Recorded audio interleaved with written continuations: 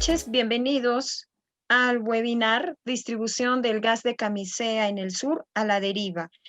Este es un tema que hace unas semanas atrás ha generado gran expectativa dentro de los medios de comunicación y también dentro de los técnicos y especialistas.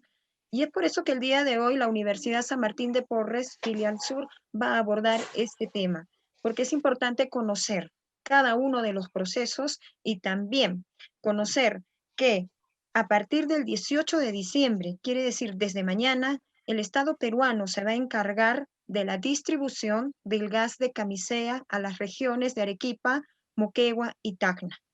Esta situación puede generar cierta preocupación o problemática considerando si es que el Estado peruano tiene la capacidad suficiente como para poder hacer la distribución correspondiente del gas a las 3 regiones del sur. Y esto se debe porque la empresa española que se encargó de la concesión o ha concluido todo un proceso de concesión con el Estado y por un sinfín de problemas rompe esta relación con el Estado peruano. Y por eso es que tenemos el día de hoy al doctor Dante Perea Rivarola y también al ingeniero Rómulo Mucho Mamani, quienes se van a encargar de hacer el análisis correspondiente.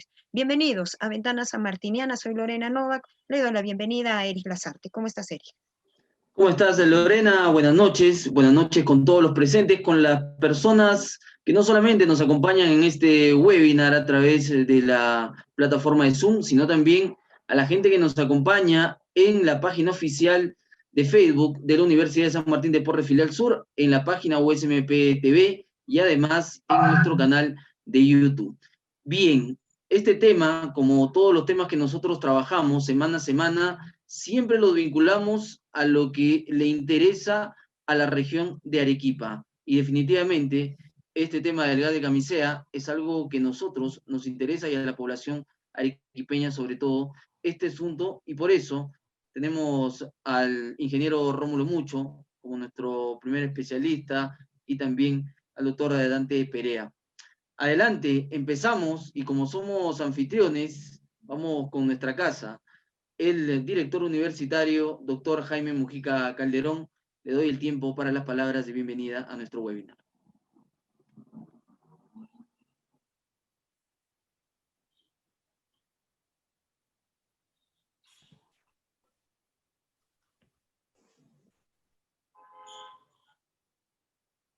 Adelante, doctor. Perdón, el doctor Jaime tiene la palabra. ¿Quién tiene la palabra, perdón? El doctor Jaime Mujica. Doctor, buenas noches. Su micro, por favor. Buenas noches, Lorena. Disculpen, se desconectó el Zoom.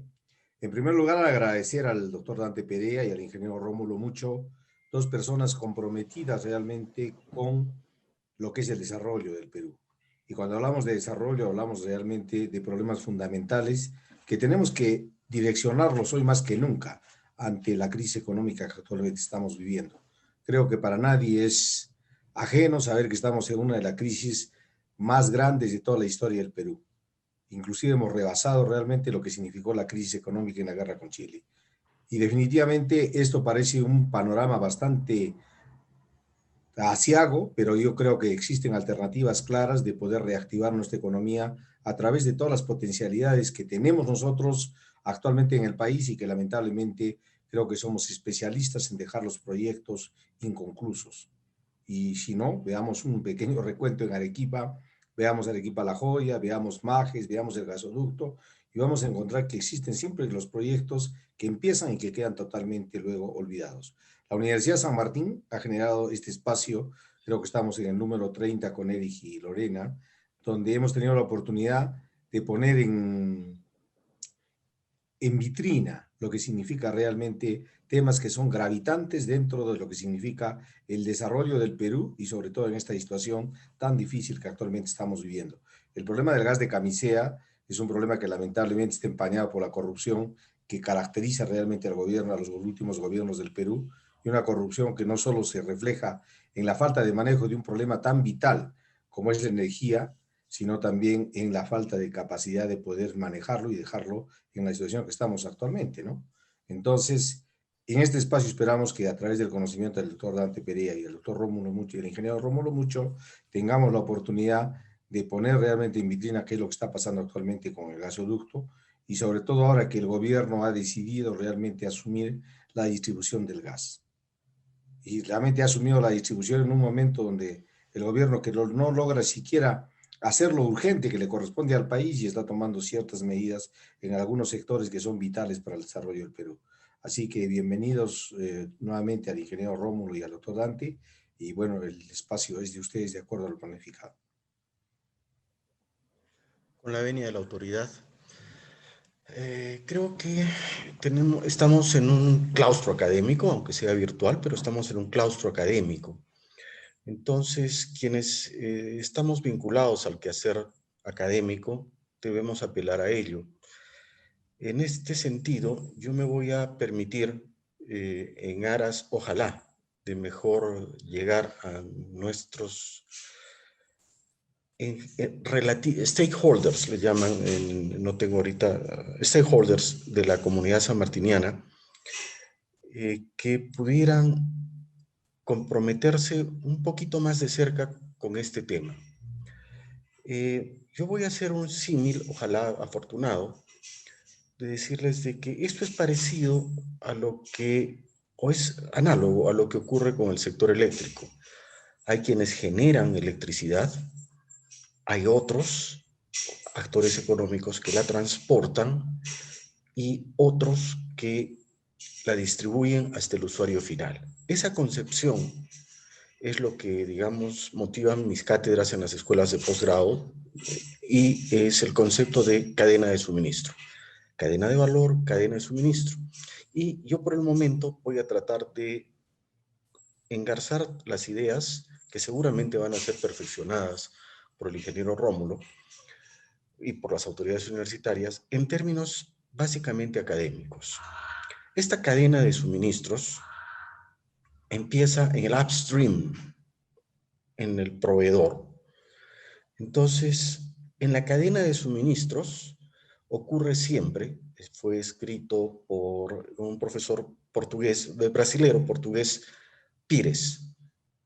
El profesor Pires sostiene de que las cadenas de suministro compiten como cadenas, no entre empresas. Silvio Pires, en su último libro del 2010, nos dice de que las cadenas se rompen en el eslabón más débil. En este caso, en esta cadena de suministro, la cadena se ha roto por el eslabón más débil, la parte final, el llegar con este producto hasta el consumidor final. En este caso, en analogía con el sector eléctrico y para referirme puntualmente al caso de de Arequipa, es como que SEAL hubiera entrado en crisis abierta, ¿no? O sea, la crisis de SEAL está encubierta.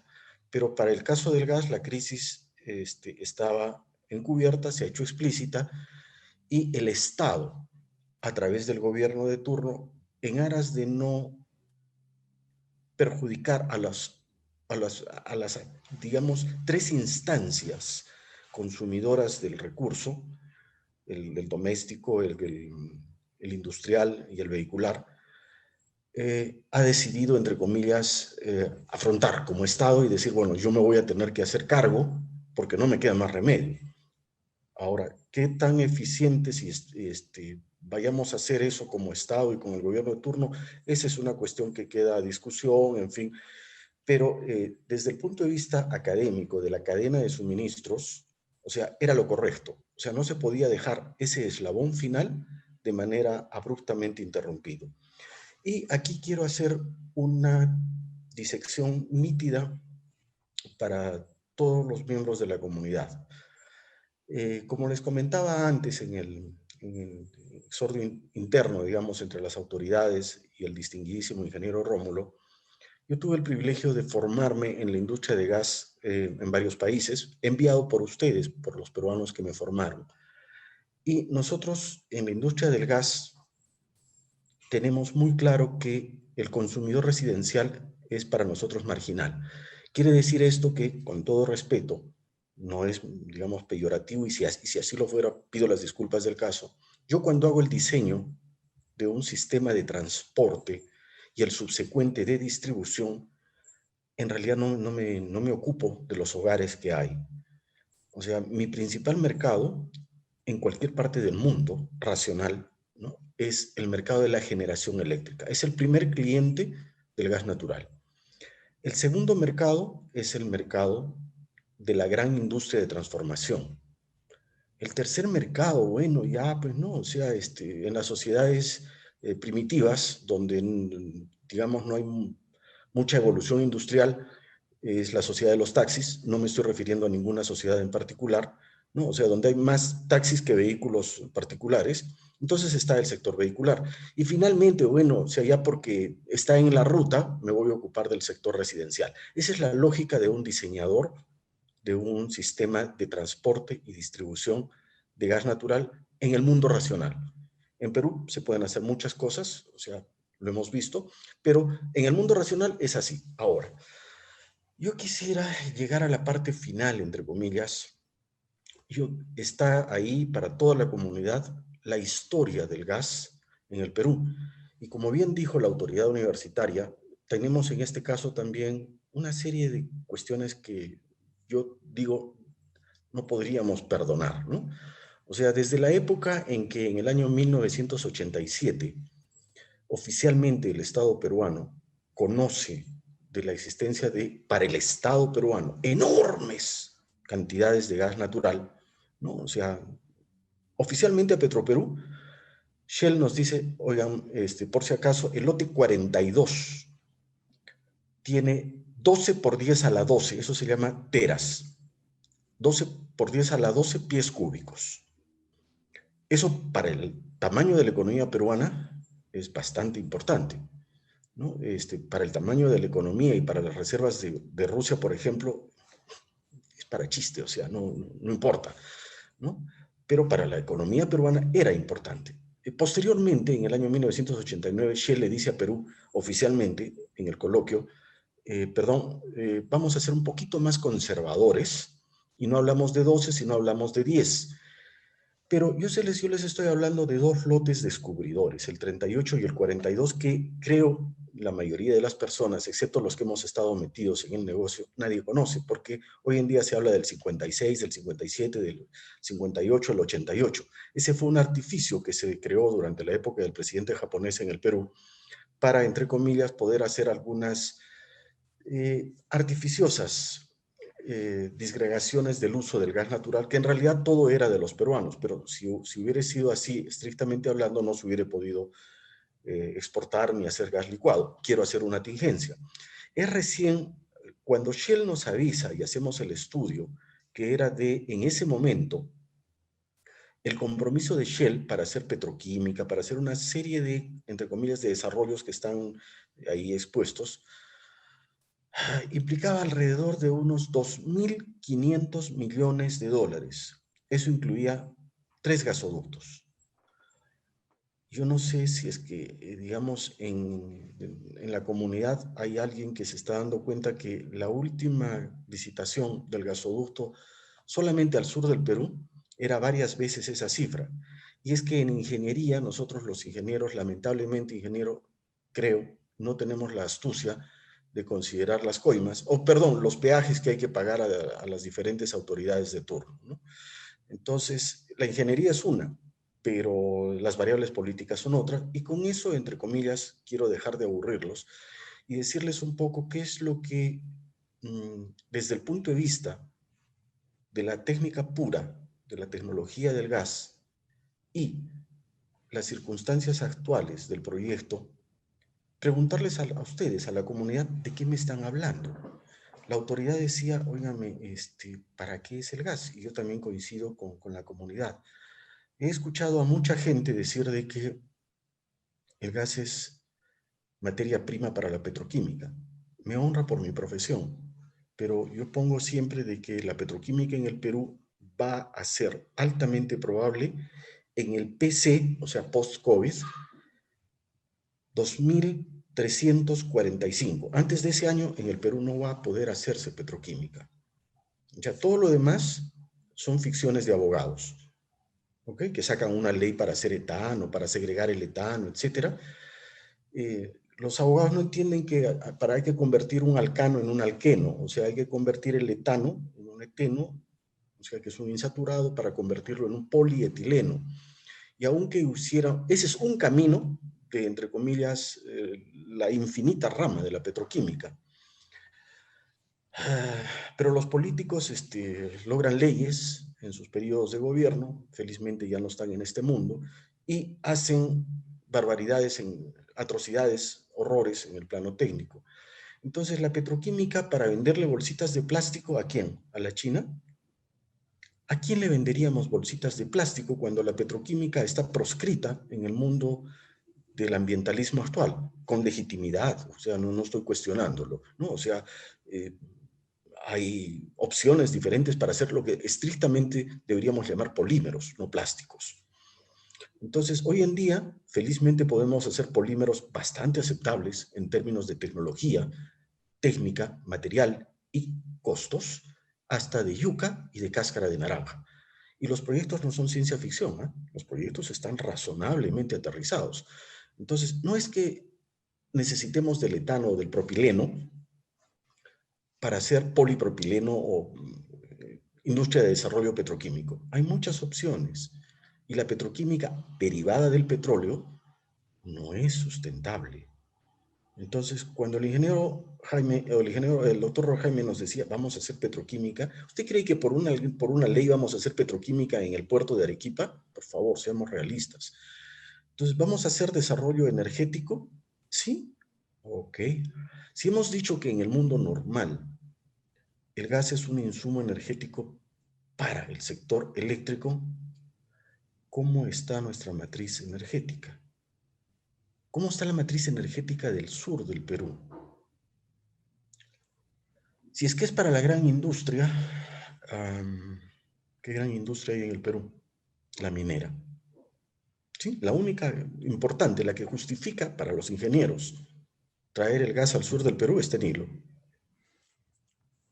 El resto no hay industria, o creen que hay, en términos, digamos, de ingeniería de producción, la industria turística es esencialmente una industria de termodinámica. No, es una ingeniería, es una industria social.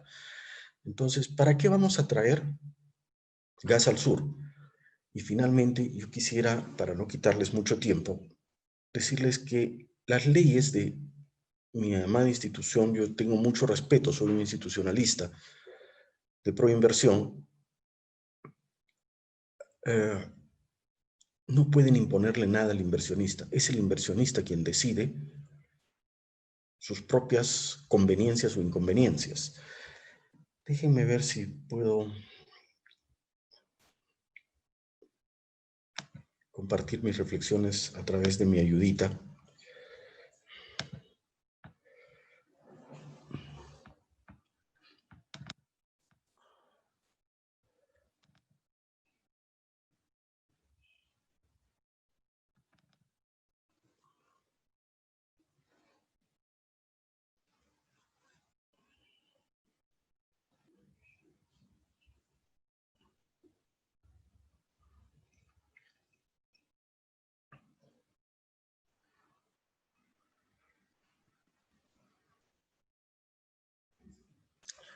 Las tecnologías de información son una gran ayuda, pero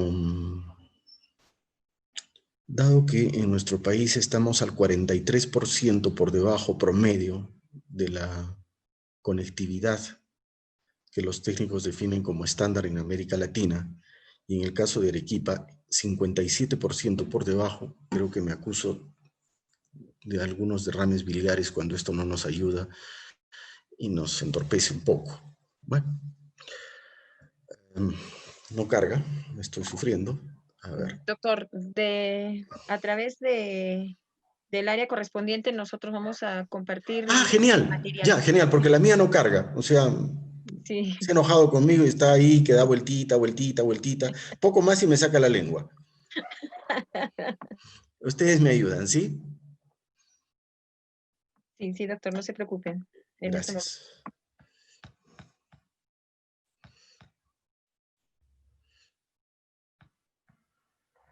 Les recordamos a las personas que nos siguen en el webinar que pueden dejar sus preguntas en la plataforma de Zoom y también en la transmisión que estamos teniendo en este momento a través del Facebook. Nosotros vamos a dar un tiempo para las preguntas, tanto para el ingeniero Dante Perea como para el ingeniero Rómulo Mucho. Mientras solucionamos el tema de la presentación, es importante también recordarles que ustedes pueden compartir las transmisiones que estamos reproduciendo en este momento en nuestras páginas. Adelante, ingeniero Dante. Muy amable.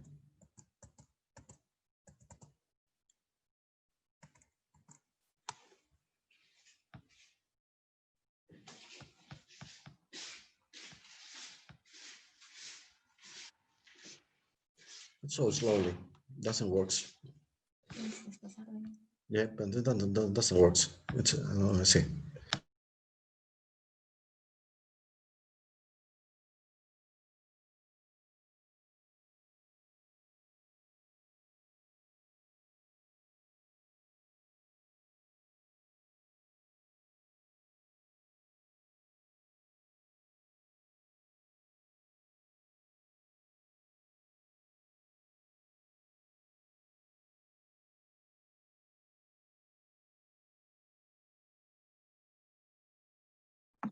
Estamos con la presentación del doctor Dante Perea Rivarola.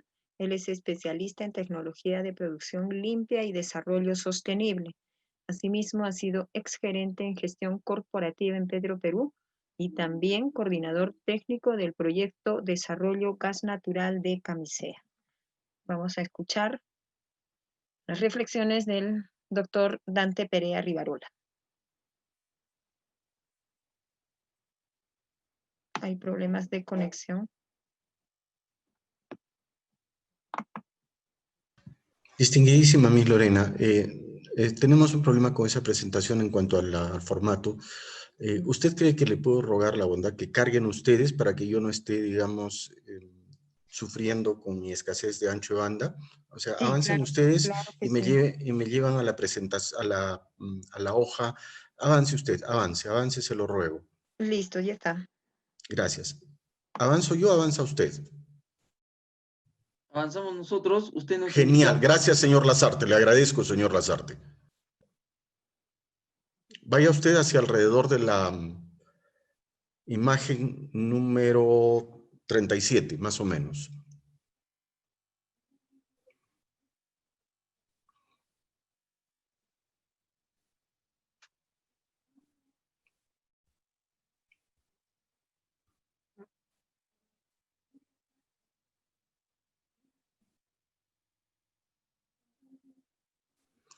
Sigamos adelante, señor Lazarte, gracias. Ok, ahí. Perfecto. En el año, cuando nosotros planificábamos el desarrollo del proyecto, se conceptualizaba por las recomendaciones, por lo que, digamos, las autoridades en términos de gas natural en el mundo. O sea, este desarrollo fue hecho en negociación con los que eran dueños del yacimiento, vale decir, la Royal Dutch Shell Group, pero no por, digamos, imposición de ellos, sino con la ayuda del Banco Mundial, con la ayuda de varias empresas, dentro de las cuales estaba la Total de Francia, Gazprom de Rusia, y la misma British Petroleum de London, de United Kingdom, de Inglaterra. Y este proyecto implicaba que habían dos proyectos paralelos. Por eso es de que Shell se comprometía a los 2.500 millones de dólares. Decía, ok, vamos a hacer un gasoducto hacia Lima y en Refinería Pampilla hacemos la fraccionadora de los líquidos del gas. O sea, el desarrollo de un yacimiento gasífero siempre contempla dos pipes. Uno para la fase gaseosa pura, que es la parte más dura, la parte más complicada. A mí me ha tomado mucho tratar de explicarles a los formados en ciencias sociales, a los abogados, decirles de que a diferencia de otras modalidades de transporte, la fase de transporte de materia en estado gaseoso es toda una obra de arte en ingeniería. ¿Por qué? Porque el gas, conforme va avanzando a lo largo de la tubería, va perdiendo presión, o sea, se va gastando la presión para poder moverse. Pero ese gas resulta, entre comillas, ahora entrópico porque ha variado su condición de, no solamente de presión, sino que por ley de Boyle ha variado su temperatura, ha variado su volumen, y cada gas en particular tiene un Z, el factor de compresibilidad. Entonces, el diseño de gasoductos es un tema que está resuelto. Hoy día yo les voy a mostrar, es una hojita de cálculo que está en internet, es la forma de Weymouth and Panhandle, que determinan el diámetro de un gasoducto, pero para eso hay que estimar qué cantidad de gas hay que transferir desde un punto hacia el otro. Entonces, la primera mezquindad con la que actuaban ciertos sectores del país, es decir, solamente es para Lima porque solamente en Lima hay mercado. Sin embargo, nosotros con la Shell habíamos estimado de que sí se podía llevar gas hacia la región sur, pasando por Cusco porque era natural. ¿Por qué? Porque, discúlpenme, el único lugar donde se consume como identidad única empresarial una enorme cantidad de energía en el sur del Perú es una fundición de una minera conocida, y de repente, o sea, dentro de poco también van a decir que es más importante el agro y que se cierre esa fundición. No sabemos. Entonces, a partir de si el señor Lazarte me ayuda, avanzamos una, por favor. Sigamos. Sigamos una más, por favor. Una más, una más. Esto, entonces, si tiene la bondad, ya que nos hemos saltado esto, avance usted 4 más.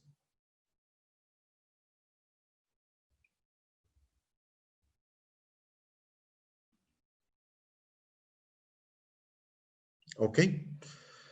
Fíjense que en el esquema original de los años, de la década de los 80, finales de la década de los 80, estaba previsto, como lo mandaba, entre comillas, la Biblia del gas, hacer un gasoducto a Lima, un gasoducto al Cusco y hacer una termoeléctrica en el Cusco.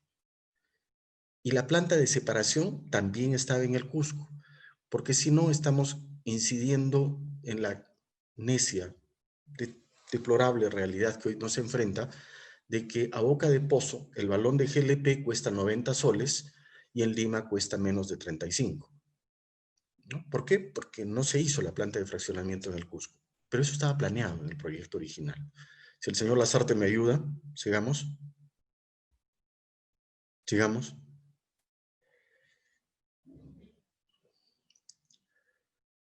Esta es una irracionalidad en la cual, o sea, el gas se produce en el Cusco, va a Lima, va en buque, y de ahí hay que tomar ferrocarril desde el puerto para llevarlo otra vez al Cusco.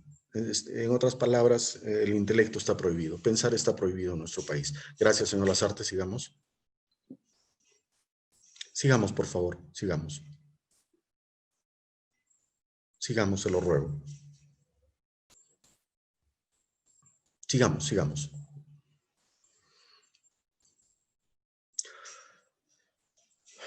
Ok. Miren, en agosto del año 89, los peruanos ya habíamos determinado que en el sur del Perú había posibilidades. Si el señor Lazarte me ayuda.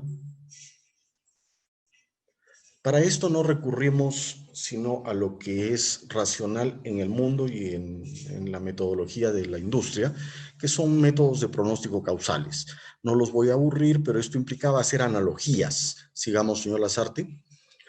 Entonces, apelando a modelos econométricos, uno podía decir, ok, el consumo en miles de barriles anuales de un determinado producto, en este caso el GLP, es proporcional a la cantidad de gente, pero distante de un centro de producción, y como el GLP para ese momento estaba orientado hacia el sector residencial, también dependía directamente de la cantidad absoluta del número de habitantes, no solamente de su densidad relativa.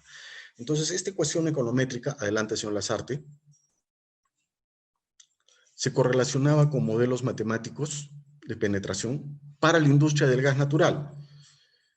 Y esto definía de que en un horizonte de tiempo, fíjense, ¿no? En el año sexto, por ejemplo, habíamos penetrado el 85%, o sea, por ley de Pareto, y habíamos alcanzado el plateau de la demanda que era previsible en función a las densidades.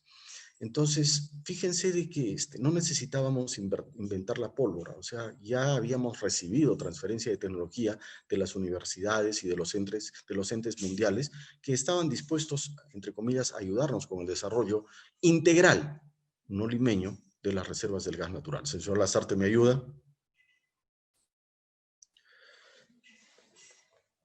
Miles de pies cúbicos más, miles de pies cúbicos menos. La situación en el sur del Perú implicaba de que la fundición que está en la costa sur del Perú, solo ella implicaba casi 50 millones de pies cúbicos por día. ¿Por qué les menciono esta cifra y los aburro? Porque en la industria del gas existe una regla mundial. Mira, por debajo de 200 millones de pies cúbicos por día de transporte, no resulta muy viable el break-even point económico. Pero en Lima sí lo había, o sea, porque había una ruta. En Arequipa se decía, perdón, en la región sur del Perú se decía de que no llegábamos a la demanda. Sin embargo, miren, en el año 89 nosotros ya habíamos determinado que habían probadas y probables, para hablar en nuestra terminología de petroleros, una cifra que, oye, estábamos al menos en los 160 millones de pies cúbicos. Para los que somos ingenieros, no abogados, entonces esto implica que nuestro diseño original no tenía que tener una gran inversión, a menos que fuéramos vendedores de tubos, ¿no? Bastaba con un tubo que transporte 200 millones iniciales, menos estaciones de recompresión, y cuando creciera la demanda, hacíamos loops para hacer menos caída de presión e incrementábamos las estaciones de compresión. Pero eso es difícil, que el mundo de los no versados en el tema lo entienda. Señor Lasarte, ¿me ayuda? Entonces, estas ecuacioncitas que para nosotros son, entre comillas, elementales, o sea, tienen sus complejidades, lo admito. El factor Z, el factor de compresibilidad de cada gas, es una resultante de condiciones moleculares propias de cada gas, y para hallarlo hay que recurrir a métodos de convergencia. Pero las computadoras lo pueden todo hoy día. O sea, lo que antes a mí me tomaba, qué sé yo, 10 minutos, porque siempre he sido vinculado al mundo de la tecnología de información, yo programaba, yo era programador. Hoy en día sube usted a internet y eso lo hace en la fracción de un pestañeo. Entonces, diseñar un gasoducto hoy en día es sencillo. Pero ¿por qué es que yo los aburro pensando en el diseño de un gasoducto y las formulitas? Pues porque haga un clic, señor Lasarte. No aparece ahí. Porque el diámetro del gasoducto determina pues la inversión. O sea, ahí está. Esto es de una fórmula que está en Excel. En internet. Toma usted la presión de entrada, y le sale el diámetro. En este caso le dice que para 10 millas y esa caída de presión permisible, el diámetro es de 18.5 pulgadas. Como no hay 18.5, se va usted pues a 20. Ya, ok, no, a 24. El diámetro de tubo es un, digamos, estándar internacional en su costo. Quiere decir que el 80% del gasto del gasoducto está ahí. Ahora, vamos a suponer que si el gasoducto, que para nosotros costaba, estoy dando una cifra no exacta, pero sí precisa, alrededor de 600 millones de dólares. ¿Por qué es que, óigame, de pronto salen con cifras de 1.200 millones de dólares? Porque hay que pagar peajes, pues. Eso es que no sabemos calcular los ingenieros. No aparece en ninguna fórmula. Lasarte, ¿me ayuda? Entonces, desde agosto de 1989, en que, entre comillas, estaba todo razonablemente bien planeado y que se va a la Shell, 30 años después, ¿qué está pasando en el sur del Perú? Señor Lasarte. Lo que hay es que hace unos pocos días, nuestra entidad promotora de la inversión ha decidido convocar un proyecto. Se llama Masificación del Uso Gas Natural, distribución de gas por ductos en las regiones de Apurímac, Ayacucho, Huancavelica, Junica, Junín, Cusco, Puno y Ucayali. No sé si me parece, pero se darán cuenta que no figura Arequipa. El objetivo fundamental del proyecto dice diseñar, financiar, construir, suministrar los bienes y servicios para explotar los bienes de la concesión, operar y mantener los sistemas de distribución de gas natural vía red de ductos en tales localidades. Sigamos, señor Lasarte.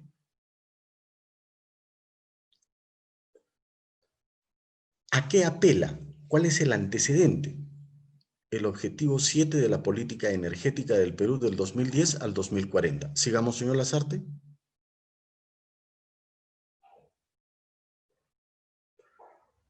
El estado actual, ok, miren, el 19 de octubre del 2020 se han publicado las bases actualizadas del concurso. Para pagar los derechos y participar en este proceso, tenemos hasta el 29 de enero de este próximo año. Así está este proyecto. Sigamos, por favor, señor Lasarte. ¿Y qué hay con relación al sur? Para lo que nosotros estábamos creídos, a ver, señor Lasarte, sigamos.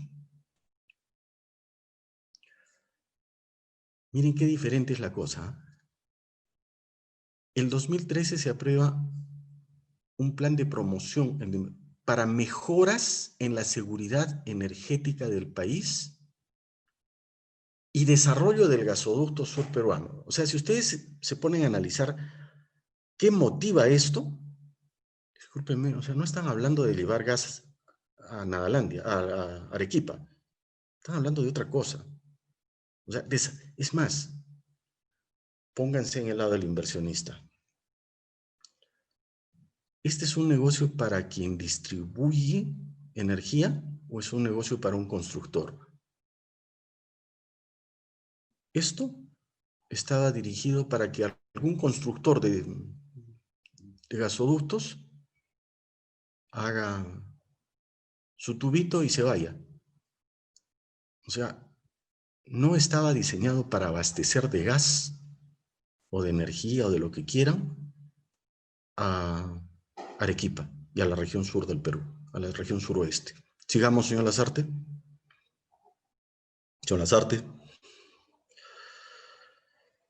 El antecedente, a diferencia del otro caso, dice, en aplicación de la ley, se afianza la seguridad energética y promueve el desarrollo petroquímico. Vuelvo a insistirles. Yo, inversionista, voy a acceder a lo que me prescriban. ¿Qué debo hacer con mi dinero? Si ustedes creen que eso se puede hacer por ley y les creen, alabado sea el Señor. Ahora, fíjense, dice además que es un proyecto cuyo objetivo es la entrega para concesión, ¿no?, del diseño, financiamiento, construcción, operamiento y mantenimiento. En ningún momento habla de su compromiso con la etapa final de distribución. O sea, lo he resaltado al final. Y dice, va desde ANTA e incluye y construcción del gasoducto sur peruano. Es decir, que alguien que era un buen constructor y que tenía muy buenas relaciones en el gobierno de turno, dictó una ley para que salga con nombre propio y ya, así salió. Un adelante, por favor, señor Lasarte, para no aburrirlos más. Estoy con el tiempo vencido. Para terminar, distinguidos amigos, autoridades, el estado del proceso, dice, está adjudicado. Hoy sabemos de que la etapa final, el eslabón final por donde se ha roto la cadena de suministro, está colapsado. Entonces, este es un sector ¿en qué? En energía, en petroquímica. La petroquímica, yo les digo, es post-COVID en el año 3456. El inversionista, que es el que va a poner el billete, se han puesto a pensar cuál es su análisis político, económico, socioeconómico, tecnológico, ambiental y legal. ¿Ustedes creen que son competitivos contra Colombia o contra cualquier país del mundo, aún África? ¿Cuál va a ser el perfil de la demanda, consumo y usos del gas natural en la macrorregión sur del Perú? Y en la macrorregión sur del Perú, ¿cómo se va a emplear la energía? Porque de pronto, óigame, o sea, esta es una tecnología que se llama madura. O sea, no se recupera capital en 10 años. Se necesitan arriba de 30. Por eso las concesiones son de 32, 36. En el mundo son de 40, por si acaso. Y finalmente, ¿cuál es mi clima de negocios? O sea, estoy construyendo y me van a decir que de pronto estoy contaminando, que el agro sí, que el gasoducto no. Una más, señor Lazarte.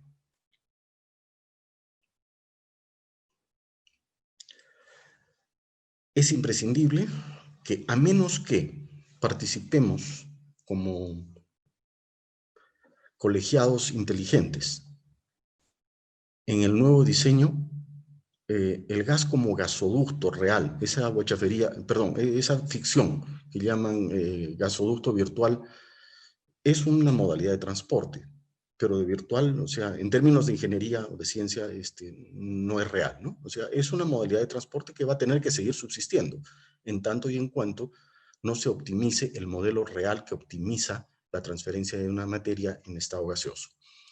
Entonces, yo creo que los he aburrido lo suficiente, me relevo, pido las disculpas del caso y encomiendo a la autoridad ceder la posta, estimo al ingeniero Rómulo o a quien ustedes decidan.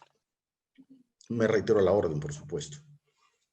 Muchas gracias por su ponencia, por su participación, por la información que nos ha compartido ingeniero Dante Perea. Bien, continuamos con nuestro webinar. Les decimos y les recordamos a todas las personas que nos siguen, pueden dejar sus preguntas a través de la plataforma Zoom y a través de la transmisión en vivo a través del Facebook oficial de la Universidad de San Martín de Porres. Continuamos. Y ahora es momento para darle el tiempo al ingeniero Rómulo Mucho, ex viceministro de Energía y Minas, presidente de Agromin, y además es importante recordar que realizó estudios de educación continua en la Universidad Kingston, Canadá. Además, conocido en nuestro medio por su experiencia y por todo lo que siempre ha compartido en los webinars de la Universidad de San Martín de Porres. Adelante, ingeniero Rómulo, un gusto tenerlo nuevamente por aquí. Gracias, gracias, doctor Mujica. Ingeniero Dante Perea nos ha dado una cátedra esta noche. Realmente necesita más tiempo para poder, digamos, redondear en realidad todo el conocimiento que tiene sobre el tema, ¿no? Porque como bien decía el ingeniero Perea, esto es un foro académico. Yo creo que nos falta mucho por aprender. Y entender cómo se ha podido manejar, ¿no?, todos los recursos, no solamente el del gas en el Perú, ¿no?, todo el sistema de manejo de recursos, de las conveniencias, cada gobierno, no hay un plan de desarrollo, digamos, concertado, ni tampoco, que es importante, ¿no? No hay una Oficina Nacional de Planificación para decir qué cosa es el Perú. Yo creo que partimos de cómo está diseñado el Perú, ¿no? Casualmente siempre hemos dicho, al menos yo he dicho, que el Perú está muy mal diseñado. Casualmente creo que ese diseño es el que nos trae a la fragmentación, ¿no?, a la división que existe en el Perú. Por eso que cuántos años más podrán pasar y no vamos a resolver el problema, porque cada interés, cada gobierno tiene una cierta tendencia y da prioridad, ¿no? Aquí no quiero, digamos, desmerecer a nadie. Por ejemplo, yo he trabajado muchos años en el norte y quizás sean las situaciones geográficas. Hay muchos reservorios en el norte, ¿no? Hablamos de Poecho, San Lorenzo, Tinajones, Gallito Ciego. Hay cualquier cantidad de, digamos, de provisión de agua, por ejemplo, ¿no? Y en el sur, bueno, Maje salió pues en los 80, diríamos, un poco antes, creo que fue el único y no hubo, digamos, otro impulso más grande, tirado por el balance hídrico y todas las condiciones o las variables pues, que obedecen, pero de todas maneras el sistema de atención al desarrollo de las regiones creo que no ha marchado pues, de acuerdo a las necesidades. Y esto se nota ahora con el gas, ¿no? Con el gas de camisea tan manoseado, tan, digamos, que cada gobernante ha visto a su conveniencia, como bien lo ha dicho el ingeniero Perea, ¿no? Yo solo quiero comentar de cómo se ha podido manejar esto cuando cada gobierno ha visto de acuerdo a su conveniencia para hacerlo. Y hay cifras, pues ahí realmente llueven las cifras, los decretos, las leyes, y cambio de nombres, y cuando esto parte pues del gasoducto del sur peruano en el discurso del presidente Humala, pues, ¿no? Cuando ingresa uno de sus promesas, gasoducto del sur del Perú, y todo el mundo obviamente se alegró porque decía que el gasoducto va a proveer, digamos, del gasto, un recurso tan valioso para poder desarrollar, ¿no? Con sus tantas aplicaciones, o quizás no tantas, pero lo más importante, bien lo ha dicho, la parte de seguridad energética, la generación de energía, que eso también ha sido todo un tema. Inicialmente, cuando se fue a Lima, en Chilca, se instaló todo un parque de generación que casi debe ser en este momento 45% del parque energético del Perú. Inicialmente se construyeron centrales térmicas a ciclo simple, ¿no? El ciclo simple, ¿cuánto de gas utiliza? 34% más o menos. Eso, la cifra exacta, o sea, la hidroperea. Y bueno, o sea, 34% del gas nada más se emplea porque el resto se ventea, ¿no? Y se bota, en otras palabras. O sea, hacer una inversión para usar solamente. Y dijo, después ya se desarrolló el ciclo combinado. Aún así, el ciclo combinado igual solamente casi duplica, ¿no? No 60 y tantos por ciento. Igual se pierde gas también. Pero aún así, con un precio barato en boca de pozo, claro que nos ha dado enormes satisfacciones, porque existe el libro que hizo Sinermin en el 2014, 10 años de camisea. Se estimaba que el Perú había ahorrado en energía de lo que hubiera gastado alrededor de 16.000 millones de dólares, ¿no? Y como movimiento económico, si no me equivoco, más o menos alrededor de 41.000 millones de dólares había generado camisea. Y recuerdo un poco, quiero comentarles esto, recuerdo que yo empezaba a hacer un emprendimiento de empresa, de una empresa de construcción, entonces justo cuando nace, estaba en proceso de licitación el gasoducto, ¿no?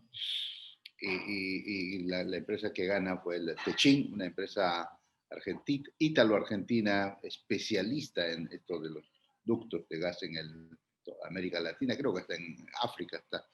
Techin había ganado la construcción del gasoducto, y bueno, para la construcción propiamente dicha del ducto, ¿no? Yo lo había ganado una empresa chilena, ¿no? Entonces yo voy a Santiago y le digo, señor, yo soy peruano y yo hacer estas cosas, la obra, y hagámoslo juntos, pues, ¿no? Lo hicimos juntos, más o menos por más de 550 kilómetros, que más o menos duró casi 2 años, ¿no? Y fue bonito el tema porque salimos desde Quiteni, pues, ¿no? Casi a pocos metros sobre el nivel del mar, ¿no? La parte más alta que se cruzó fue más o menos casi a 4.800, casi 5.000 metros, ¿no?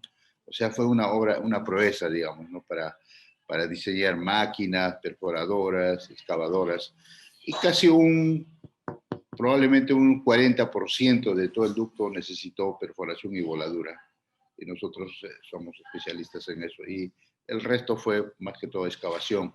Y la pregunta era, pues, ¿por qué el gas iba enterrado al suelo, ¿no?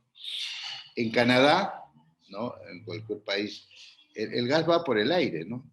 Son gases que van en el aire y con sus pedestales bien colocados, y nosotros vemos, ¿no? Pero la explicación que nos se daba, pues, es que cualquier cosa podía suceder en el Perú y que más seguro estaba enterrado, ¿no?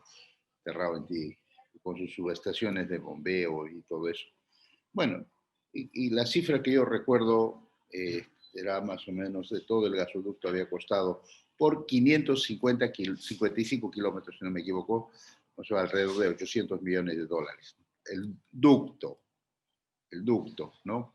Y con toda la pampa Malchorita, la planta de liquefactación, en realidad sí creo llegó la cifra para la liquefactación para comprimir el gas de 300 a 1, ¿no? A una temperatura de negativa, creo que es menos 20 grados, no sé, el doctor Perea, el ingeniero Perea sabe eso, y que esto con todo salió 3.800 millones de dólares, ¿no?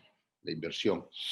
Y bueno, pues con esa experiencia, ¿no? Con ese recorrido, no haber podido diseñar, ¿no? Hacer el mejor trabajo de hacer el gasoducto al sur del Perú, que era un poco mayor, ¿no? Creo que 858 kilómetros, más sus ramales, porque hubo un reclamo. Inicialmente ha mostrado el diseño inicial, no llegaba a ciertos sitios, ¿no? Puno reclamó, Puno hizo un gran reclamo y se hizo un ramal para Puno, un ramal para Tacna, un ramal para Moquegua llegaba, ¿no? Y eso creo que aumentaba también el costo, al final creo que llegaba a casi 7.300 millones de dólares, ¿no? Ahora, la pregunta es eso, ¿no? ¿Por qué tanto? El ingeniero Perea lo sabe exactamente por sus cálculos en el costo, más bien podría estimar, aproximar, digamos, cuánto es lo que podía costar. Y bueno, ya se adjudica pues al consorcio, ¿no? Al gasoducto del sur, creo que es en 2014, ¿no? Con bombos y platillos, pues todo el mundo se alegra, ¿no? Pero nadie dijo, pero ¿por qué tan caro, no? ¿Quién ha estimado ese costo? ¿No? Y mira lo que ha pasado, cuánto debió avanzar, y justo estalla también el escándalo de Brecht, ¿no? Ya le cayó pues la desgracia para el Perú, prácticamente una maldición, porque después a los 2017, si no me equivoco, no hacen una auditoría cuánto había avanzado. Creo que Ocinermen hace un informe que había avanzado el 38% cuando ya debió avanzar casi 78%, ¿no? Del avance de la construcción. Bueno, creo que los tubos están comprados, en algún sitio probablemente está oxidándose. Ya casi toda la tubería ha sido comprada por un valor de poco mayor de 500 millones de dólares. Y bueno, como dice el título, la distribución del gas del sur a la deriva, ¿no? Sí, pues a la deriva porque realmente no encontramos una solución a la vista. Ya se gastó, según dice el informe, se ha invertido alrededor de 1.678, creo que es la cifra, dólares, según el informe que elabora, ¿no?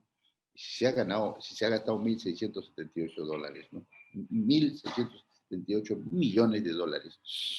¿Qué hacemos ahora? Y en este momento está de que se va a convocar nuevamente a una licitación y la pregunta, ¿y por qué no el Estado licita?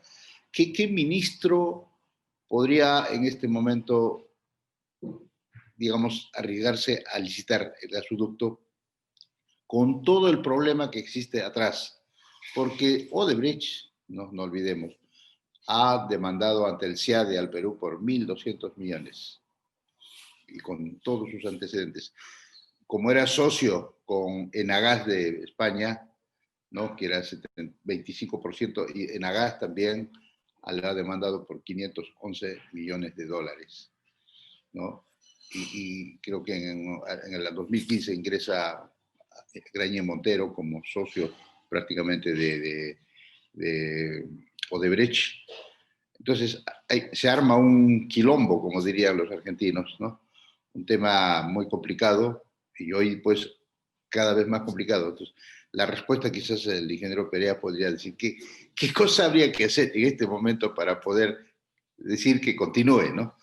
Dice, ahora ha sacado las bases, pues, ¿no? Que van a convocar nuevamente para poder completar el gasoducto y luego aquí en Arequipa creo que ya la empresa española Naturgy ya está haciendo trabajos de la distribución, ya están construidas las dos plantas térmicas, ¿no? De los nodos energéticos, como lo llaman, el de Mollendo y de Hilo, creo que según el diseño de casi cada uno de 600 megawatts, ¿no? Y esperando el gas. ¿Y cuándo llegará el gas para poder generar energía? Obviamente que le da pues la seguridad energética. Y además hay que decirlo, ¿no? Esto del gas de camisea ha ayudado igual digamos, a la expansión de la actividad minera.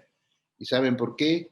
Porque con una kilowatt hora más, quizás más más cómodo, más barato que otros países, digamos, eso siempre lo hemos considerado como una ventaja competitiva, ¿no? De casi variando de 5, 6, 7 centavos por kilowatt hora, cuando en otros países vecinos es del doble o algunas veces el triple. Entonces, siempre nosotros cuando promovemos proyectos de minería decimos, no, tenemos, por ejemplo, ¿no? El costo de energía es más barato.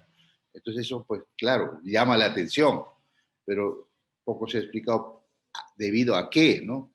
Pero porque realmente el gas era barato y más que todo se usa para generación. Y por como dice la lógica, cuál es el primer uso que se puede dar es la generación de energía. Ahora, respecto a las reservas también se habla bastante, ¿no? Cuanto las consultoras en un momento midieron. Ahora mismo creo que el exministro Inchaustegui había convocado para la nueva evaluación o para el nuevo cálculo de reservas, ¿no? Y cuánto es lo que se ha gastado, ¿no? En los 10 años que según el informe de Osinermin, ¿no? De la primera etapa del gasoducto a Lima, más o menos se había consumido alrededor de 2.5, creo, de trillones de pies cúbicos, ¿no? O sea, de 14 ya quedaba como 11 y estaban por encontrar el lote de 88, que lo tienen los chinos, y que eso es el que creo, pero posiblemente más de 2.5 creo trillones, que es el que estaba destinado, por ejemplo, para el gasoducto sur. En ese sentido, eso puede más aclararlo el ingeniero Perea, que es el especialista de este tema específicamente. Y lo que yo diría es, ¿cómo arreglamos este país, nuestro país? ¿Cómo podemos arreglar el gasoducto? ¿Va a continuar o no va a continuar? ¿O es que viene más problemas? ¿O es que ya se entierra para siempre? ¿O es que tenemos que perder? Lo que sí es cierto es que va a continuar, como lo ha dicho, el que te va a atender, como le dicen, de manera virtual, no es de manera virtual, sino, ¿no? En transporte por camiones, ¿no? Pero eso no es sostenible pues en el tiempo, no es sostenible. Entonces tendremos que encontrar. El tema es, la discusión va a seguir más adelante porque no sabemos a ciencia cierta qué opinan los que toman decisiones. Como brillantemente lo ha explicado el ingeniero Pereano, ¿cómo hubiera sido si los que entienden el tema, los que conocen, los que analizan el mercado, hubiera sido el diseño? O de pronto de menos volumen de transporte ya hubiera sido más efectivo, o mejorar el trazo, aunque la consultora McDonald's dice que hay que conservar el trazo, ¿no? Y la pregunta es eso, ¿no? ¿Quién del gobierno de transición, o será la tarea del gobierno que entra en el próximo año, ¿no? La continuación de este gasoducto? ¿Y cómo quedarán, digamos, ¿cómo se llama? Estas demandas que han presentado ante el Estado, aunque ciertos personajes, ¿no? Que dicen que no van a prosperar, pero yo digo, si es que ya hay gasto ejecutado, ¿no? Ya hay un dinero desembolsado y están las cosas, entonces de pronto no es favorable para el Perú. Entonces va a haber otro pasivo que habría que atender, ¿no? En ese sentido, yo creo que me quedo ahí. Lo que quiero decir es que siempre hacemos las cosas al revés. Hacemos, como dicen antes, la carreta que el caballo, ¿no? Y ese es nuestro gran problema, no solamente en el tema del gas, en muchas cosas. Y ahí está nuestro problema como país. Así que yo creo que, como bien lo ha dicho también, este es un foro académico. Aquí creo que todos los que entienden podrían participar para poder dar una opinión y dar pues un argumento sólido de apoyo, digamos, a los que toman decisiones, ¿no?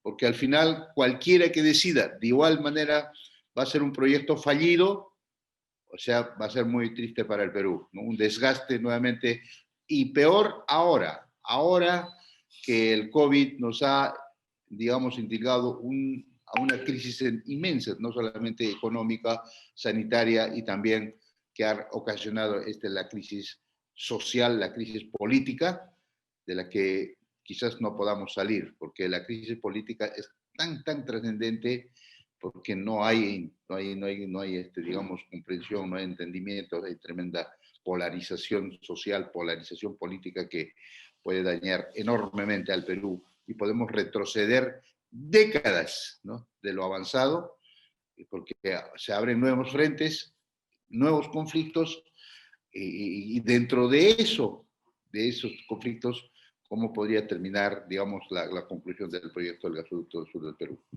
Muchísimas gracias. Muchas gracias, ingeniero Rómulo Mucho, por la información que nos ha dado, siempre puntual con las cosas que se mencionan. Vamos a ir a algunas preguntas que nos llegan directamente desde Ecuador. Nos ven desde Ecuador. Queremos saludar a el arquitecto Luis Robi. Bien, tenemos preguntas, entonces, dos para el ingeniero Perea y una pregunta para el ingeniero Rómulo Mucho. Vamos con la pregunta para el ingeniero Perea. Nos dice lo siguiente: desde el punto de vista de desarrollo urbanístico, las ciudades que principalmente se servirán por este gas de camisea soportan o están listas para la infraestructura en canalización soterrada de gas. Es la primera pregunta. Y la segunda pregunta para el ingeniero Perea: en la ciudad de Guayaquil se vieron diferentes problemáticas desde el punto de vista de la implantación del servicio, incluso complejidades térmicas de la ciudad, temperaturas mayores a 30 grados centígrados. ¿Arequipa no sería un caso aislado en su temperatura? Dos preguntas para el ingeniero Perea. Y la pregunta para el ingeniero Rómulo Mucho es la siguiente: en la ciudad de Lima, hace poco vimos una catástrofe con una fuga en un tanque de cisterna de gas. ¿El sur del Perú puede solventar y evitar esas catástrofes en cuanto a fugas masivas? Muy bien, son las preguntas para ambos. Le doy el tiempo entonces al ingeniero Perea para su respuesta. Discúlpeme, no he entendido bien el tenor de la primera pregunta, y si puede me lo repite, pero yo creo que nuestra universidad, perdonen, nuestra, tiene que hacer también un esfuerzo en el sentido de hacer docencia, porque es lo que lo que corresponde a los académicos, y todavía, fíjese, han pasado 30 años en que los peruanos tenemos disponibilidad de gas natural, y la gente tiene un arroz con mango mental y no sabe diferenciar entre el metano y el propano-butano. O sea, la última inquietud que le alcanzan a nuestro ilustre, el ingeniero Rómulo, sobre la deflagración del gas licuado de petróleo se refiere al transporte del propano-butano en recipientes que, digamos, están diseñados para alrededor de las 150 libras. Los recipientes que transportan metano, o sea, el gas natural, gas seco, están diseñados para soportar 1.500 libras. Ahora, cuando las negligencias se sobreponen, ninguna consideración de seguridad va a poder resistir la negligencia. En cuanto al gradiente térmico, o sea, eso era un poco robarle, estoy seguro que el ingeniero Rómulo lo va a absolver con mucha mejor precisión y mayor calidad que yo, pero creo que la docencia en no seguir incidiendo en arroz con mango debe ser también una labor de la universidad. El otro punto sobre el diferencial de temperaturas: en Lima nosotros tenemos un gradiente térmico muy bajo a lo largo del día. O sea, si nosotros variamos entre los 14 a los 18, o sea, sentimos frío y calor. Y en el verano también nuestros gradientes son 4 o 5 grados. En la sierra los gradientes térmicos son mucho más. O sea, usted puede tener a las 6 de la mañana 9 grados y al mediodía estar cercano a los 19. O sea, es el doble, son 10 grados. Ahora, la ingeniería de materiales concurre. De hecho, si ustedes revisan las bases de proinversión, por ejemplo, las redes de distribución ya no son en metal, son en polímeros, en un determinado tipo de polímeros. Pero en realidad, estrictamente hablando, la mayoría de los países que trabajan en redes añejas, viejas, más de 60 años, de gas natural y podemos aprender de nuestro vecino país al sur, nombrable por supuesto, Bolivia, la sísmica y los geólogos y los geofísicos constituyen una disciplina, un campo de acción que normalmente concurre con nosotros, con los ingenieros de diseño y transporte. Si el señor Lasarte me recuerda el tenor de la primera pregunta, de pronto soy un poco más asertivo porque no entendí el aspecto medular de la inquietud. Bien, se la leo nuevamente, ingeniero Perea. Nos dice lo siguiente.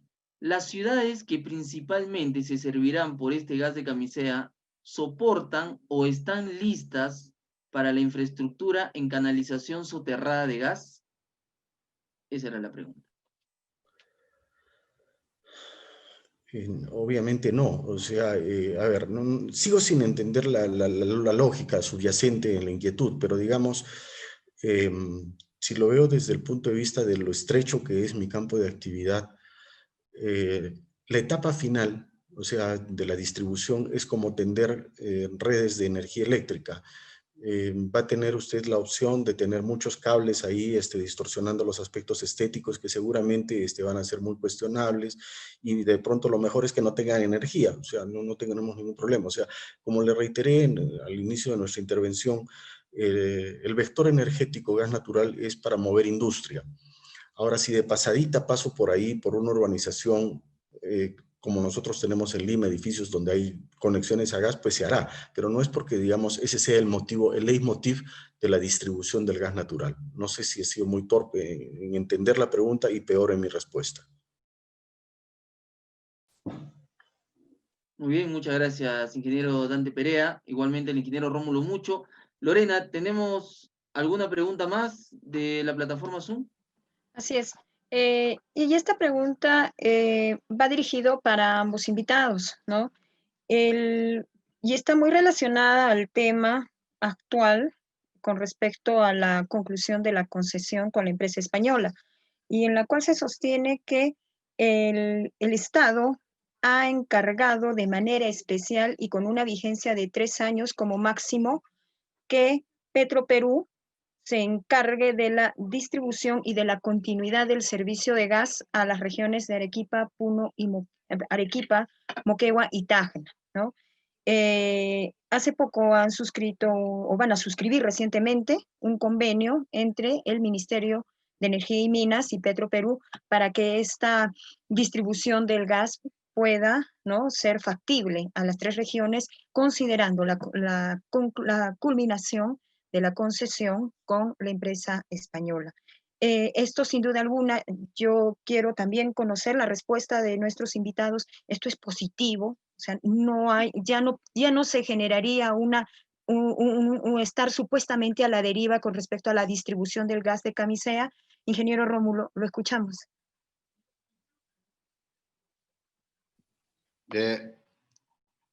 Yo pienso que ni Petroperú ni el ministerio tienen la logística ni la infraestructura para poder hacer ese trabajo. Estimo que nuevamente contratarán otra empresa u otro servicio, porque Petroperú está con sus problemas de la refinería de Talara, que le falta alrededor de, si no me equivoco, de 800 o 1.000 millones de dólares para concluir la refinería, que lo llaman la modernización, pero no es ninguna modernización, sino que han hecho una nueva refinería en Talara. Eso también es otro tema de discusión, va a traer mucho, mucho que hablar, porque, bueno, esto no es tema de esta noche.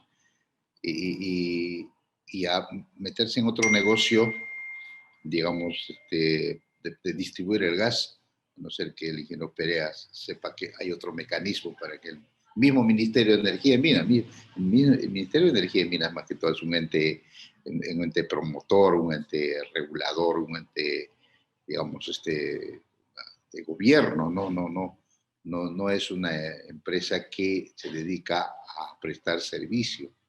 Entonces, estimo que igual van a licitar o van a contratar a alguna empresa, ¿no?, para seguir continuando. O es que de pronto reconsideran o alargan el contrato de pronto ya se cerró esto. Y va a aparecer otro conflicto más, ¿no?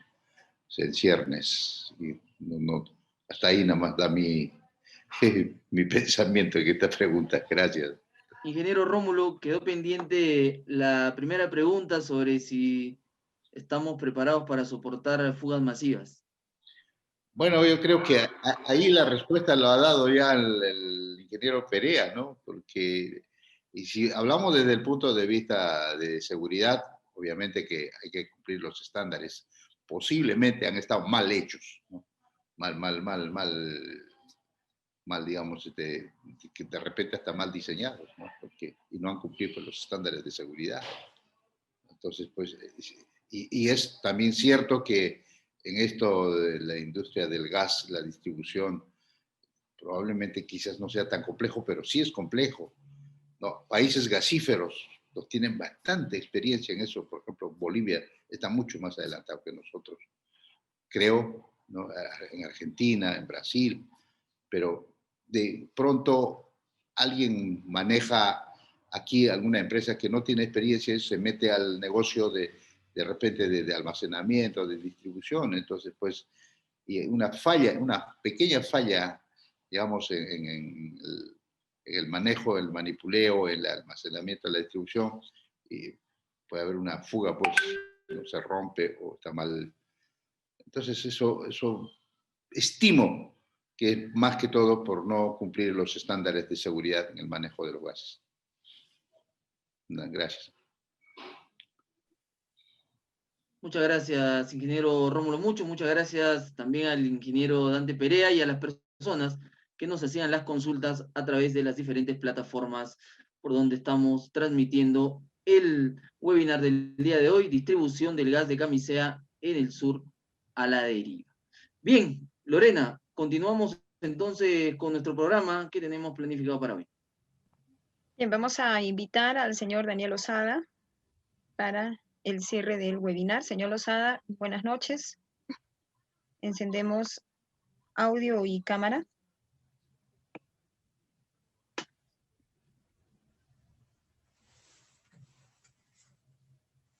A ver, verifiquemos.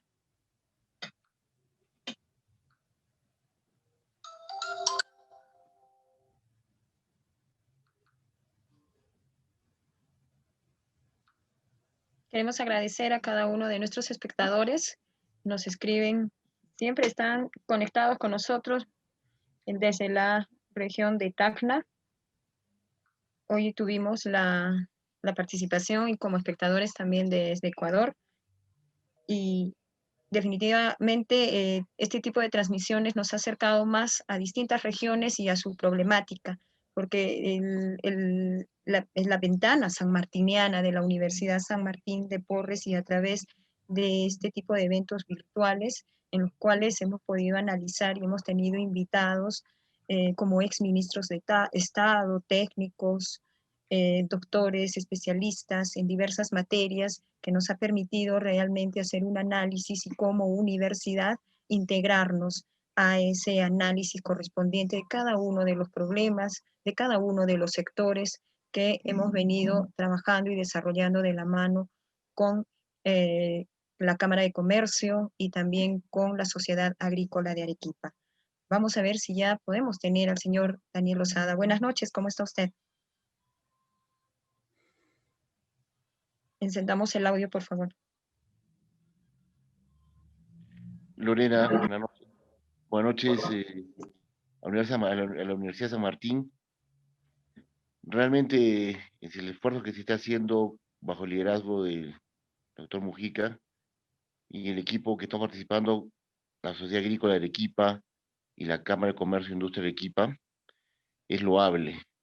Realmente en nuestro país, como evidencia nuestro amigo el ingeniero Perea, como el ingeniero Rómulo Mucho, hay proyectos tan importantes que se dejan abandonados a un costo altísimo y víctimas de la corrupción. Yo estaba viendo que el proyecto energético de Boyoco, entre la provincia de Condesuyos y Castilla, en el cual EGASA, la empresa generadora eléctrica de Arequipa, licitó, invirtió y hubo un concesionario español también. que ganó la Buena Pro y nunca cumplió nada, tal como Cobre lo ha hecho en Majes Ciudad 2. Y lamentablemente el Estado no sabe defenderse. Y el proyecto está en proinversión durmiendo, el sueño de los justos, y vemos de que la energía en el sur del Perú, sobre todo en nuestra región de Arequipa, es cada día más cara. Los contratos claramente corruptos que firmó el gobierno del señor Toledo establecen tarifas indexadas al dólar que realmente afecta a la economía, como decía el ingeniero Perea, de la economía empresarial y de la economía familiar. Nosotros como ciudadanos tenemos que organizarnos en plataformas como esta de propuestas de cohesión institucional y sobre todo de análisis, porque no podemos plantear como vemos dramáticamente el día de hoy, que ni vacunas tenemos para enfrentar la pandemia que está destrozando la economía mundial. Realmente el Estado ha fracasado, claramente. La regionalización ha sido un fracaso rotundo y acudimos a medidas de emergencia recurriendo al Estado, dice Petroperú, para distribuir el gas natural a las ciudades que Naturgy dejó botado porque no le fue, sus cálculos no resultó rentable. Y el Estado no se defiende, votó el proyecto y no pasó nada. ¿Dónde están las cláusulas de penalidad por abandono y el resarcimiento económico que merecemos como país ante un incumplimiento de contrato? Por otro lado, vemos que Cobra, la empresa corrupta, con sus palabras completas, de Majes Ciudad 2, ha iniciado un proceso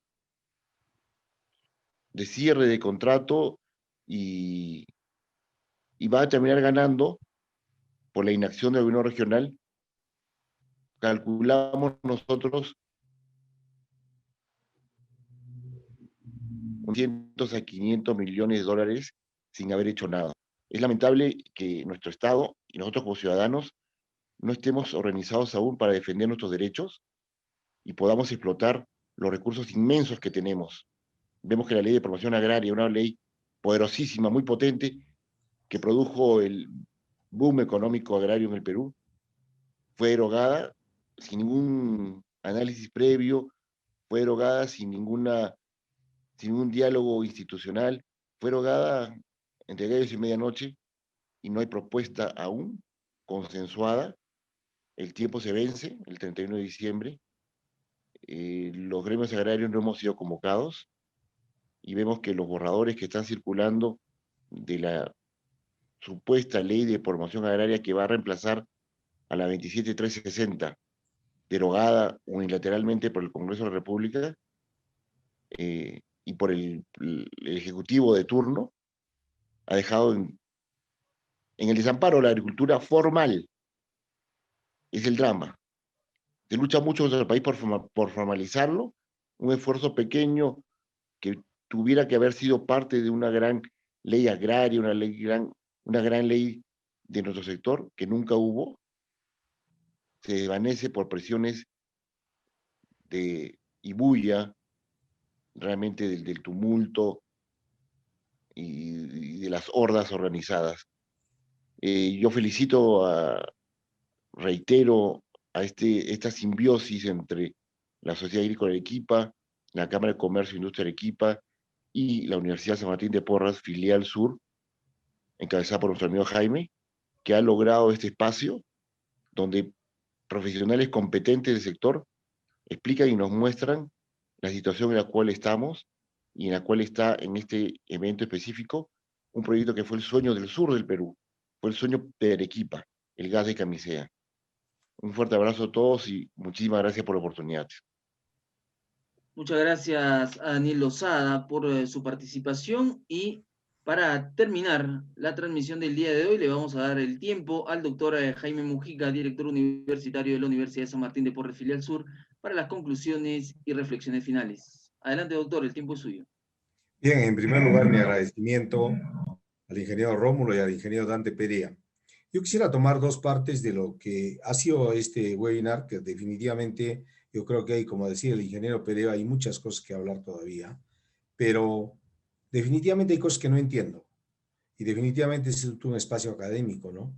Pero si tenemos realmente el conocimiento técnico lo suficientemente claro, ¿por qué cometemos errores tan crasos como gobierno? Es una pregunta que yo me hago realmente porque lo he escuchado al ingeniero Dante Perea y definitivamente es una persona que está durante toda la trayectoria de su vida, ha trabajado en ese tipo de problemas y ha estado realmente en cargos técnicos muy importantes en el país. Lo que le ha faltado es estar en un cargo político para tomar decisiones. Y ese es uno de los problemas más grandes que tenemos, decidir las cosas sin tener conocimientos, sin tener realmente el criterio del técnico, ¿no? Porque creo que muchas de las cosas que ha hecho el ingeniero Perea son reales. La distribución del gas de Camisea en el sur está a la deriva, ¿por qué? Porque sencillamente desde el mercado objetivo está totalmente errático. Yo no sé si sea realmente rentable la tasa de retorno del costo de lo que significa el gasoducto frente realmente a la cantidad de gas que nosotros podemos llegar en el sur y las necesidades que podemos satisfacer. El ingeniero Rómulo hablaba de lo que significa realmente la inversión que podía darse como consecuencia de que el Perú tiene que tomar políticas claras para reactivar la economía.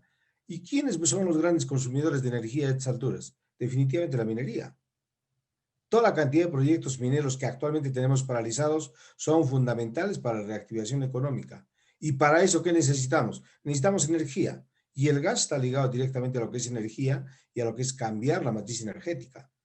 Yo recuerdo que cuando ustedes saben el problema de Gaza que hubo en Arequipa y que realmente llevó a que Arequipa perdió la oportunidad de su vida, porque definitivamente en ese momento estaba funcionando la planta termoeléctrica de Chilina y era una planta que Arequipa se aferró a la planta.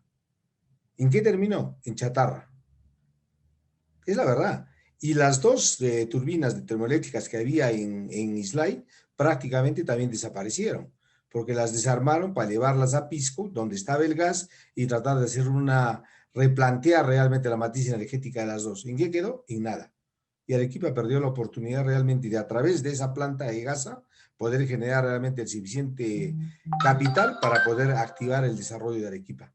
Pero lamentablemente, como decía el ingeniero Rómulo, acá pues perdemos las oportunidades porque no sabemos escuchar a los técnicos y porque no tenemos proyectos que signifiquen realmente encauzar el desarrollo de la región o de un país a través de metas y a través de lo que significa el mediano plazo, el corto plazo. No, llega un gobernante nuevo a la región o al país y prácticamente es como si llegara a tratar de reinventar lo que ya prácticamente debía estar establecido. Entonces, yo creo que en este espacio que hemos tenido y donde hemos analizado la situación del gas de Camisea, yo creo que hay mucho realmente que decir. ¿Se reactivará o no se reactivará realmente? Y el Estado lo está asumiendo. Pero ¿qué capacidad tiene el Estado de asumir la red de distribución del gas? Y miren lo que han hecho, ya han trabajado con una empresa para hacer las redes de distribución a nivel de los hogares. Pero sin embargo, por ejemplo, yo no pienso que esa va a ser realmente la cadena de distribución que necesita el Perú para hacer rentable este proyecto. Yo creo que hay muchas cosas más que hablar de esto y nuevamente reitero mi agradecimiento al ingeniero Dante Perea y al ingeniero Rómulo Mucho. Gracias, doctor, por su participación. Hemos llegado a la parte final de nuestro webinar, distribución del gas de Camisea en el sur a la deriva. Hemos escuchado a los especialistas respecto a este tema y aún quedan dudas pendientes, ¿no? El Estado, sinceramente, no va a tener la capacidad. Habría que estar alertas frente a un panorama, lamentablemente, ¿no? Son muchos sueños de los arequipeños, Majes, gas de Camisea y otros proyectos más que no se logran concretizar. Nos vamos. Eric. Nos vamos. Buenas noches con todos.